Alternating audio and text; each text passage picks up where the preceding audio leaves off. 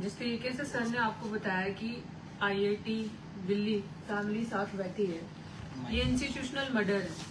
बहुत सारे लोग अक्सर दिल्ली विश्वविद्यालय में जो गेट नंबर 4 पे प्रोटेस्ट लगा है, वो डॉक्टर इत्तू के लिए नहीं लगा। पहले तो मैं ये बता दूं, बहुत सारे लोग जब भी वहाँ पे आते हैं सवाल करते हैं कि आपके साथ जातिगत भेदभाव हो रहा है, आपके साथ प्रताड़ना हो रही है, तो इसमें तो खाली प्रिंसिपल शामिल है ना, प्रिंसिपल का दोष है।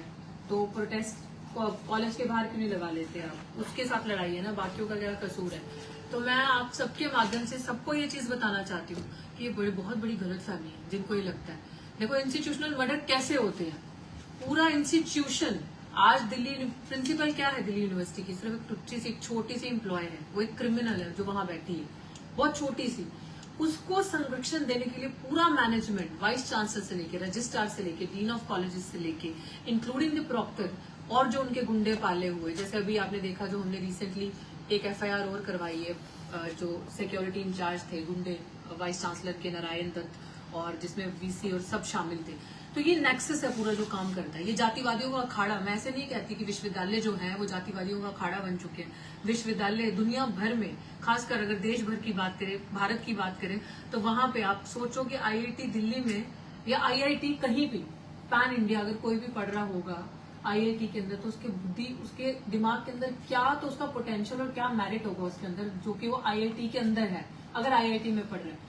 तो जो अनिल मेरे भाई के साथ हुआ, जो रोहित वेमुला के साथ हुआ, जो पायल तड़वी के साथ हुआ, इसी इंस्टीट्यूशनल मर्डर्स को रोकने के लिए ही मैं दिल्ली विश्वविद्यालय में बैठी थी। वो मेरी व्यक्तिगत लड़ाई नहीं है कि मैंने बार बार समाज से अपील की थी कि आओ साथ दो, मेरे कैंडल मार्च पे मत आना मेरे लिए। इन्हीं चीजों के डर से कि हमारे बच्चों को इतना प्रताड़ित कर दिया जाता है, इतना मानसिक रूप से परेशान कर दिया था। आई श्योर भाई बैठे हैं, हमें भाई आप जानते ही होंगे, बोला होगा आपसे अनिल भाई ने, बहुत बार जिक्र किया होगा, किया जिक्र। देखिए, मतलब सब झूठ बोल रहे हैं। हमारे साथ जो होता है, जिस तरीके से 1 साल तक मेरे साथ जो मेंटल टॉर्चर किया विश्वविद्यालय, दिल्ली विश्वविद्यालय दौलतखान कॉलेज की प्रिंसिपल ने, बहुत कम। मैं आपको बता रही हूँ ना, मैं आज सड़क पे क्यों बैठी हूँ, क्योंकि मेरी कैपेसिटी खत्म हो रही थी। मुझे ऐसा लग रहा था कि प्राचार्य जी और बदलिया सर बैठे, इन लोगों की बदौलत एफआईआर तो जमा होगी SC/ST में, यहाँ तो चार्जशीट भी हो गई है। जो गुना, जो क्राइम, हीनियस क्राइम जो उन्होंने किए थे, उसके ऊपर उनकी चार्जशीट भी जमा होगी कि हाँ इस अपराधी ने ये गुनाह किया। फिर भी आज भी गुनाहगार जो है वो कुर्सी पे है और बेगुनाह सड़क पे है। ये जो एफआईआर ना दर्ज होना, ये पूरा नेक्सस है, ये पूरा ग्रोह है जो ये सारी चीजों को जन्म देता है। ये उन्हीं की शय से सारी चीज होती है, ताकि हम जैसे जो ब्राइट टैलेंटेड दलित आदिवासियों के बच्चे हैं वो आगे ना आ पाए, वो बढ़ ना पाए। अगर वो आते हैं तो उनको मानसिक रूप से इस तरीके से परेशान कर दो कि उनका इंस्टीट्यूशनल मर्डर कर दो, ताकि एक ट्रेंड सेट हो जाए। क्योंकि सबकी मेंटल कैपेसिटी एक जैसी नहीं होती सहने की। सब पता नहीं किस किस लेवल पे ये लोग टॉर्चर करते होंगे। तो सर ने जैसे कहा कि अभी हाई कोर्ट तक भी ये मैटर लेके जाएंगे। I am sure mission safe constitution की पूरी टीम जानी ही पूरे भारत में, प्रबुद्ध भारत में इसीलिए जानी जाती है कि हम लोग अन्याय के खिलाफ मुखर आवाज, मुखर रोके बुलंदी से लड़ते हैं, जस्टिस के लिए लड़ते हैं, इंश्योर करते हैं जब तक मुस्लिम को उसका सही घर, जो कि जेल और हो सकता है उससे भी आगे फांसी ना मिल जाए, तब तक हम लड़ेंगे। इसीलिए मैं भी सड़कों पे बैठी हूँ दिल्ली विश्वविद्यालय में कि जब तक न्याय नहीं मिलता, जब तक मुस्लिम सही जगह नहीं पहुंचता, तब तक हम लड़ेंगे। और मैं आपके दुख में तो उसकी मतलब मेरे पास शब्द नहीं है। ये माँ है, देखो जरा इस माँ के चेहरे को जूम करो, देखो इनकी हालत। मतलब आज किसी के बच्चे को खरोंच लगती है ना, तो आप सह नहीं सकते, उसका तो बच्चा दुनिया से चला गया। और ऐसे न जाने कितने अनिल बनेंगे, कितने रोहित वेमुला बनेंगे, कितनी पायल तड़वी, चंद्रशेखर प्रोफेसर, डॉक्टर कंपोज पंजाब से, आईआईटी बॉम्बे वाला एक बच्चा, आईआईटी दिल्ली के 2 हत्याएं, ऐसे पता नहीं कितने होंगे। सुखा सकते हैं माँ के आंसू हम लोग। हमारा समाज अभी भी सोया हुआ है, अभी भी आप इंतजार कर रहे हो। क्यों हमारा समाज हमारे लिए इकट्ठा नहीं हो रहा? मैंने जैसे बार बार कहा, और सर मुझे प्लीज आप रोकिएगा नहीं, मुझे पता आप हमेशा इस चीज के लिए मुझे रोकते हैं, लेकिन क्या मेरा दुर्भाग्य यही है कि अगर आज मैं जाट होती तो मेरे को भी समर्थन मिलता बहुजन नेताओं का? मैं अगर आज जाट होती तो बहुजन लीडर्स का मुझे समर्थन मिलता? अगर मैं जाट होती तो बहुजन नेता आके मेरे साथ जंतर मंतर पे सोते, रात को बैठते, खाते पीते, उठते, वहां पे मेरे प्रोटेस्ट को वो मजबूती से आगे लेकर जाते कि अगर मैं जाट होती। दुर्भाग्य यही है कि मैं दलित की बच्ची हूँ, मैं दलित हूँ। मुझे मत चुप करवाएं आप लोग कि मैं चुप रहूं और अपने दलित नेताओं को एक्सपोज ना करूं। आई नीड टू से दिस, मुझे एड्रेस करना है ये चीजें। क्यों लोग मुझसे पूछते हैं 24 दिन हो गए, 24 दिन से सड़क पे बैठे हो, दिखाओ ना अपनी ताकत। आओ अनिल के लिए बाहर, आईआईटी का बच्चा जो आपका चला गया, आओ डॉक्टर रितु के लिए सड़कों पे। 24 दिन क्या 24 महीने भी लग सकते हैं आपकी चुप्पी और आपकी खामोशी से। आप 24 घंटे के अंदर निपटारा कर सकते हो, 24 मिनट के अंदर निपटारा कर सकते हो। आप ऐसे कहते हो मूल 85, 92% से ज्यादा है हम लोग, हमें जातिगत जनगणना की जरूरत नहीं, हम तो ऑलरेडी संख्या में इतने भारी है। कहाँ पे हो आप लोग? मुझे तो नहीं दिख रहे आप लोग। आपकी बच्ची 24 दिन से वहां पे बैठी है। एडवोकेट महमूद प्राचा जी, क्यों हम बोलते हैं, क्यों हम जिक्र करते हैं बार बार इस चीज का कि अगर शायद ये शख्सियत हमारे बीच में ना हो, हमारे साथ ना हो, तो आप लोग तो खुद ही हमें मरने के उस पर घाट पे छोड़ दो। आप लोग तो पूछने भी ना हो, हमें देखने भी ना हो, हमारी जेब में हम लोग रात को खाना खा रहे हैं नहीं खा रहे हैं, किन हालातों में जी रहे हैं, हमारे सिक्योरिटी थ्रेट है, हमारी लाइफ में क्या हो रहा है, किसको परवाह पड़ी है, किसको फर्क पड़ता है।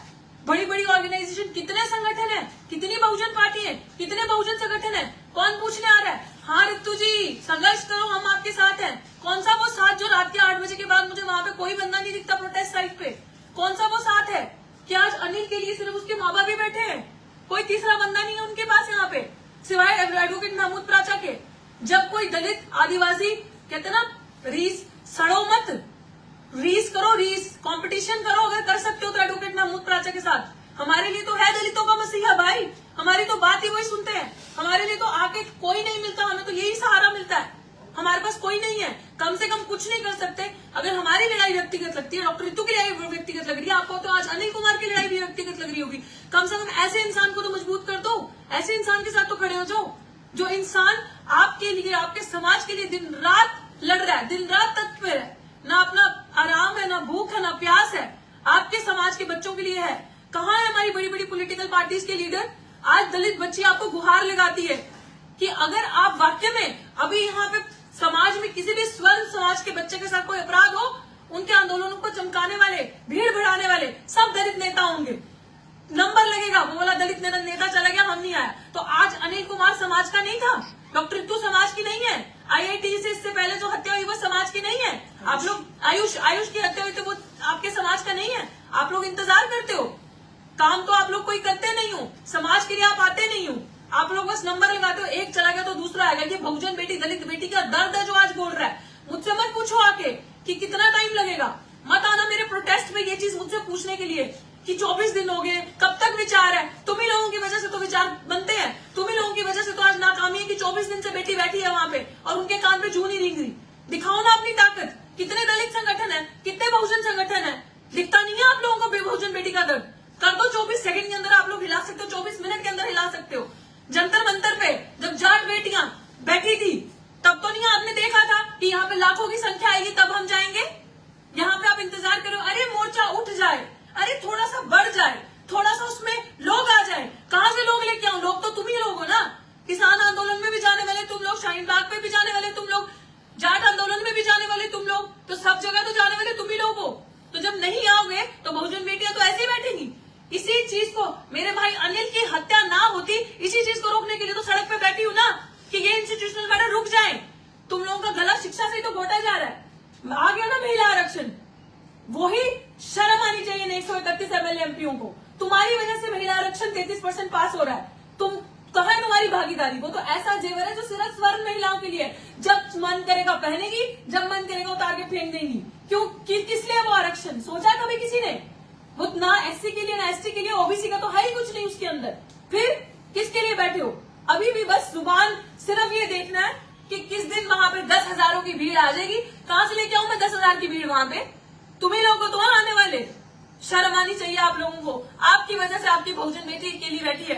मत उम्मीद करो, जो भीड़ जुटाने वाले लोग हैं ना, तुम्हारे समाज के गरीब लोग हैं जिन्होंने सुबह कुआं खोद के शाम को अपने बच्चों को पानी पिलाना है, उनके पास खाना खाने को नहीं है।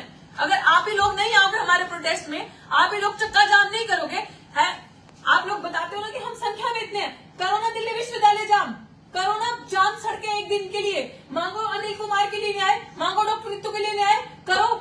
चार्जशीट तक जमा करवा दी एडवोकेट महमूद प्राचा ने। अगर आप लोगों के अंदर दम है, चक्का जाम करके अरेस्ट करवा के दिखा दो, डीसीपी से लेके डीयू प्रशासन से लेके पुलिस प्रशासन तक सब मिले हुए हैं। काय की इतनी पावरफुल होगी वो प्रिंसिपल की आपको दिख नहीं रहा?